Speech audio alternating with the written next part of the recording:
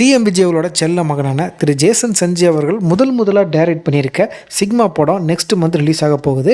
ஆனால் Lyca production தரப்பிலிருந்து இந்த படம் எப்போ ரிலீஸ் ஆக போகுது அப்படின்றது பற்றின அஃபிஷியல் டேட் அனௌன்ஸ் பண்ணலை. But fans and general audience எல்லாம் இந்த படத்தோட தியேட்ரிக்கல் ரிலீஸை விட ஆடியோ லான்ச்சுக்காக தான் ரொம்பவே ஆர்வத்தோட வெயிட் பண்ணிருக்காங்க. ஏன்னா இந்த சிக்மா படத்தோட ஆடியோ லான்ச்சுக்கு டேரக்டர் ஜேசன் சஞ்சய் அவர்களோட ஃபேமிலி மெம்பர்ஸான அம்மா சங்கீதா மேம் அவர்கள், தங்கச்சி ஷாஷா, அப்பா சிஎம் விஜய் அவர்கள், இவங்க எல்லாருமே ஆடியோ லான்ச்சுக்கு வந்துட்டு மேடை ஏறி பேசுவாங்க.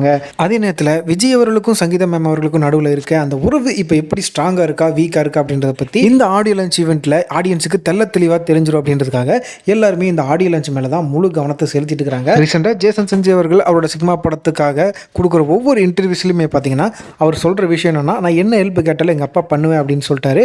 ஆனால் நீ கேட்டால் மட்டும்தான் பண்ணுவேன், நானாக பண்ண மாட்டேன் அப்படின்ற மாதிரி ஸ்ட்ரிக்டாக சொல்லிட்டாரு அப்படின்ற மாதிரி ஒரு விஷயத்தை இக்கி வச்சு சொல்கிறாரு. அப்படி பார்க்கும்போது என்னதான் இவங்க குடும்பத்துக்குள்ளே 1000 தகராறுகள் மனக்கசப்புகள்லாம் இருந்தாலுமே இவர் டைரக்ட் பண்ணியிருக்க ஃபர்ஸ்ட் படம் இது வியாபார ரீதியான படம். அதை தாண்டி விஜயோட மகனான ஜேசன் சஞ்சய் அவர்களுக்கு இந்த சிக்மா படம் வாழ்க்கை ஆம்பிஷன் அப்படின்னே சொல்லலாம்.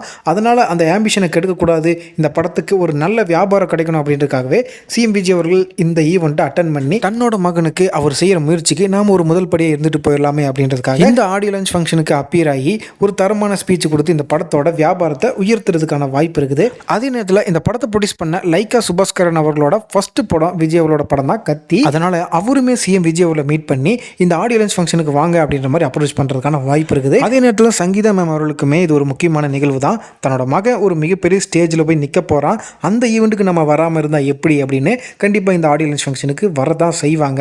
ஆனால் இப்போ உங்கள் குடும்பத்துக்குள்ளேயே த்ரிஷா டைவர்ஸ் அப்படின்னு ஒரு மிகப்பெரிய சூறாவளி காற்று அடிச்சுக்கிட்டு இருக்குது. இந்த சூறாவளி காற்றுக்கு நடுவில் இவங்க 4 பேர் ஒரே ஸ்டேஜில் நிற்கும் போது அந்த சூழ்நிலை எப்படி இருக்கும் அப்படின்றது பார்க்கறதுக்கான ஆர்வம் ரொம்பவே அதிகமாகிட்டு போகுது.